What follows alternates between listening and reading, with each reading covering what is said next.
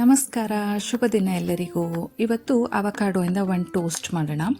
Avocado actually weight manage ಮಾಡೋಕ್ಕೆ ತುಂಬ help ಮಾಡುತ್ತೆ, ಮತ್ತು ನಾವು ಬೇರೆ ಏನಾದರೂ ಫುಡ್ ತೊಗೊಂಡಿರ್ತೀವಲ್ಲ ಅದರಿಂದ ನ್ಯೂಟ್ರಿಯೆಂಟ್ ಅಬ್ಸರ್ವ್ ಮಾಡೋಕ್ಕೂ ಕೂಡ ತುಂಬ ಸಹಾಯ ಮಾಡುತ್ತೆ. ಇವಾಗ ಇದಕ್ಕೆ ಏನೇನು ಬೇಕು ಅಂತ ನೋಡ್ಕೊಳ್ಳೋಣ. ಇದು 2 ಹಣ್ಣಾಗಿರೋವಂಥ ಅವಕಾಡೋ ತೊಗೊಂಡಿದ್ದೀನಿ. ಈರುಳ್ಳಿ, ಕೊತ್ತಂಬರಿ ಸೊಪ್ಪು, ಹಸಿರು ಮೆಣಸಿನ್ಕಾಯಿ, ನಿಂಬೆಹಣ್ಣು, ಟೊಮ್ಯಾಟೊ, ಉಪ್ಪು, ಪೆಪ್ಪರ್ ಪೌಡರು. ಇವಾಗ ಅವಕಾಡೋನ ತೊಗೊಂಡು ನೀಟಾಗಿ ಮ್ಯಾಶ್ ಮಾಡ್ಕೊಂಬಿಡೋಣ. ಅದನ್ನು ಅವಕಾಡೋ ನಮಗೆ ಹಾರ್ಟಿಗೆ ಕೂಡ ತುಂಬ ಒಳ್ಳೆಯದು ಮತ್ತು ಡೈಜೆಷನ್ ಕೂಡ ಚೆನ್ನಾಗಿ ಇಂಪ್ರೂವ್ ಮಾಡಿಸುತ್ತೆ. ಮ್ಯಾಶ್ ಎಲ್ಲ ಮಾಡ್ಕೊಂಡಿದ್ದಾದಮೇಲೆ ಬಟರ್ ಫ್ರೂಟು, ಇವಾಗ ಅದಕ್ಕೆ ಒಂದು ಪೂರ್ತಿ ಲೆಮನ್ ಜ್ಯೂಸ್ ಹಾಕ್ಕೊಂಡಿದ್ದೀನಿ.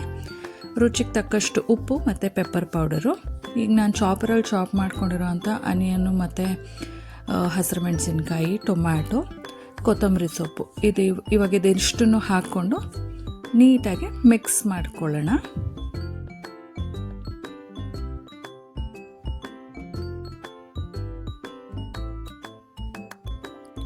ಇವಾಗ ಇದು ಮಿಕ್ಸ್ ಆದಮೇಲೆ ಇನ್ನೊಂದು ಕಡೆ ನಾವು ಟೋಸ್ಟರಲ್ಲಿ ಬ್ರೆಡ್ ಟೋಸ್ಟ್ ಮಾಡ್ಕೊಂಡು ರೆಡಿ ಮಾಡ್ಕೊಂಬಿಡೋಣ.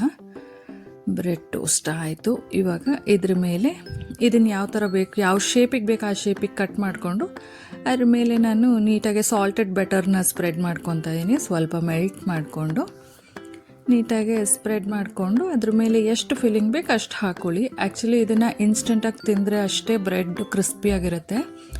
ಅದನ್ನು ಹಾಕ್ಬಿಟ್ಟು ಬಾಕ್ಸಿಗೆಲ್ಲ ಪ್ಯಾಕ್ ಮಾಡೋಕ್ಕೆ ಬರೋಲ್ಲ. ಇನ್ ಕೇಸ್ ನೀವು ಬಾಕ್ಸಿಗೆ ಪ್ಯಾಕ್ ಮಾಡ್ಕೋಬೇಕು ಅನ್ನೋದಾದರೆ ಬ್ರೆಡ್ ಟೋಸ್ಟ್ ಸಪ್ರೇಟಾಗಿ ಮತ್ತು ಇದು ಅವಕಾಡೋದು ಸಲಾಡ್ ಸಪ್ರೇಟಾಗಿ ಪ್ಯಾಕ್ ಮಾಡ್ಕೊಂಡು ಹೋಗಿ, ಬಿಕಾಸ್ ಅದು ತುಂಬ ಬೇಗ ಮೆತ್ತಗಾಗ್ಬಿಡುತ್ತೆ.